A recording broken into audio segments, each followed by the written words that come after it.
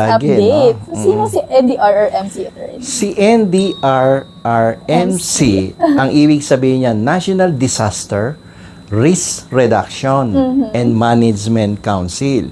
Yan ay binubuo ng mga different government agencies such as the Department of National Defense, Department of Public Works, Department of Health, Department of Social Services. So, maraming department na Madami yan. dito. Oh, pero yan yung mga apat na pinaka-principal no? Yung mga big government agencies na kung saan pinamumunuan yan ng Presidente ng Republika ng Pilipinas. So, parang pinaka-head ang president. Siya ang pinaka-head. Siya yung nagbibigay ng directive, instruction sa mga head, yung mga cabinet members niya na pinamumunuan niyang mga ahensya na yan. So, kung mapapansin ninyo, nung humingi si Leni Robredo, kailangan namin ng relief goods. Di nagpatawag ng council meeting si BBM. At syempre, ang una niyang sinabihan, yung Bicol, yung Naga, padalan ng relief goods. Sino yung ahensyang binigyan ng directive na magbigay kagad ng immediate assistance sa Bicol? So, si Department of Social Services. So, si Social Services, mababasa niyo sa news to, na kung saan, nagbigay kaagad ng initial 30,000 relief goods sa Naga. So, ang bilis. Tapos, siyempre, may mga nasirang tulay at roads na hindi madaanan, binigyan naman ng instruction. Si DPWH. Si Department of Public Works na ayusin ang mga kalye at mga tulay na nasira, i-repair kagad yan at yan ang madaanan kasi nadidelay yung delivery of goods ng services. So, siyempre maraming may sakit. Maraming nilalagnat.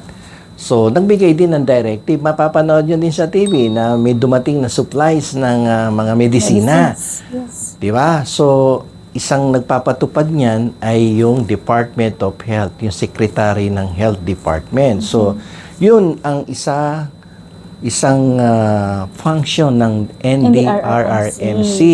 Na kung saan, bukod sa pagbibigay sa'yo, text ng text sa'yo. Text. Sabi ko, ang dami naman load nito. Naka-unlink. Oo, maya't maya binibigyan ka ng update. So, orange rainfall na dito sa ganun. Orange rainfall, ganyan-ganyan. Tapos pag may nagkaroon ng sakuna, may nawala, may namatay, andyan din ang Department of National Defense through the initiative ni Gibo Teodoro.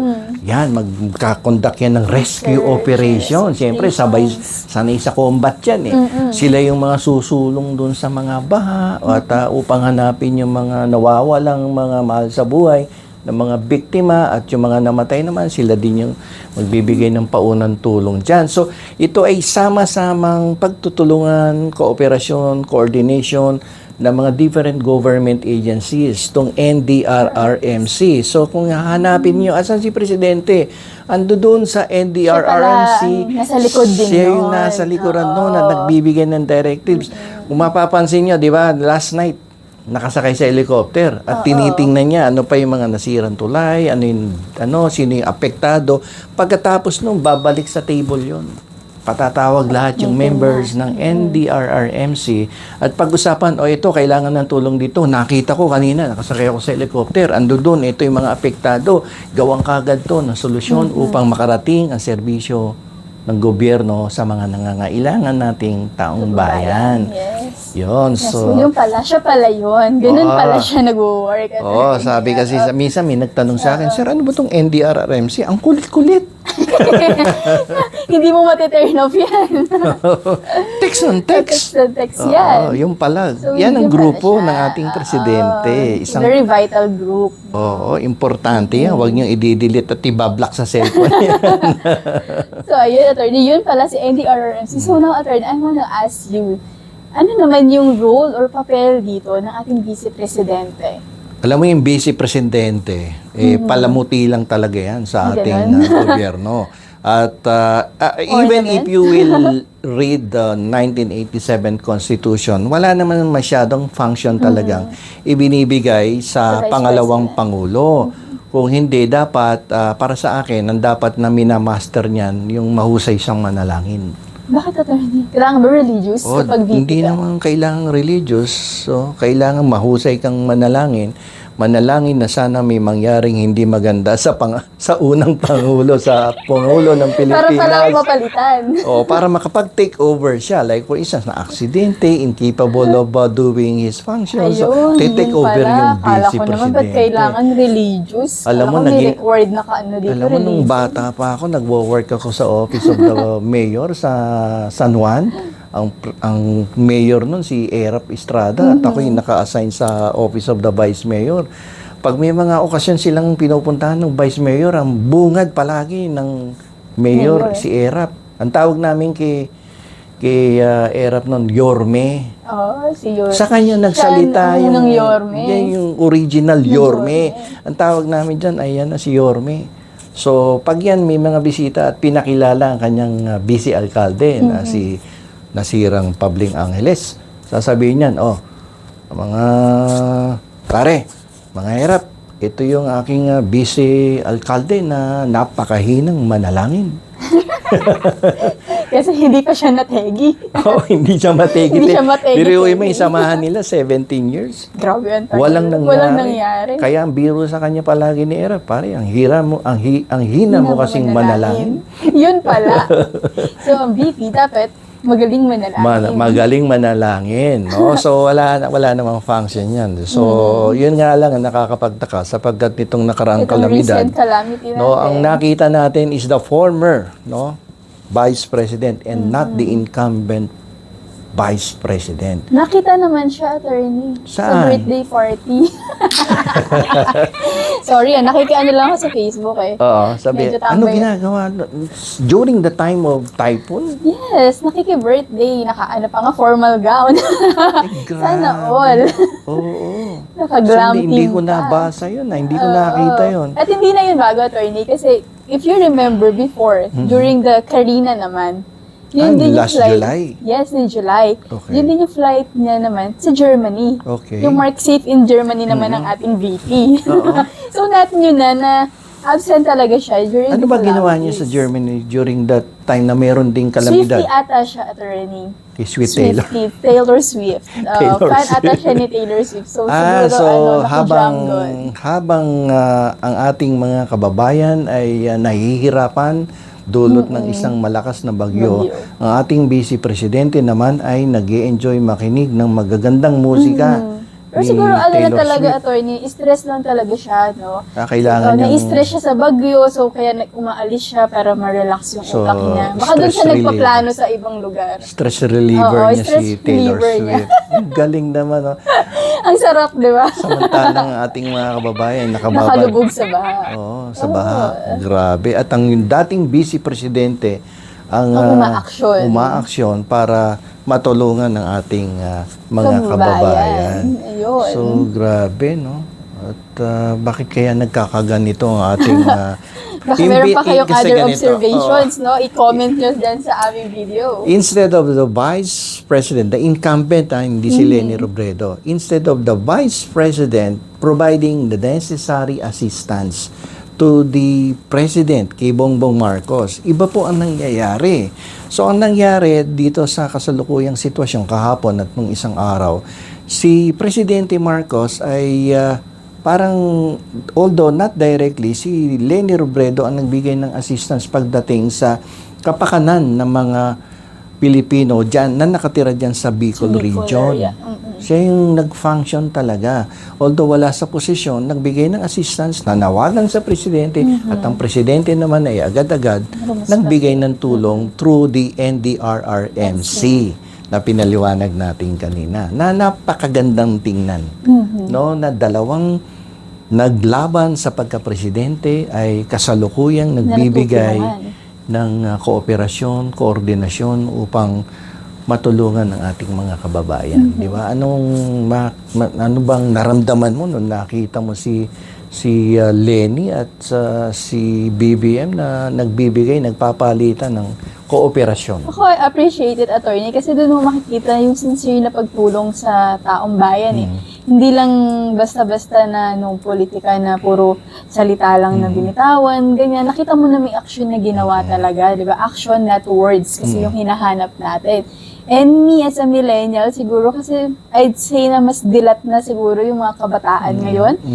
Mas nagre-research na, no, sa kung sino yung dapat nating iboto sa pagpili ng uupo sa posisyon sa gobyerno. So, I think itong recent calamity natin, I'd really take note on this kung sino-sino yung mga nakita ko na talagang mga tumulong, may mga napatunayan. I'd really consider yung mga tulong na napaabot sa ating mga kababayan, no? Sa future elections, yan.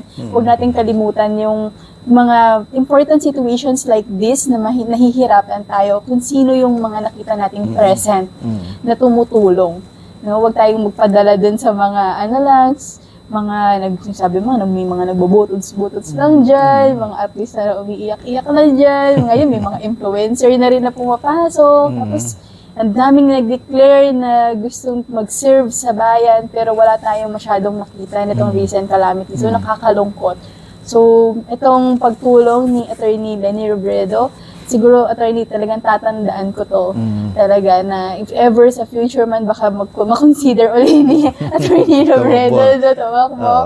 Yun, tatatak talaga sa isip ko to. Hindi siya makakalimutan. Pero ang sabi ni Leni Robredo ay hindi daw niyang gagawing tuntungan nito para tumakbong muli sa pagka-presidente. Which is totoo naman. Kasi Gusto noon niyang pa nga, di tapusin ba, eh. Attorney, naman, tumutulong naman na siya.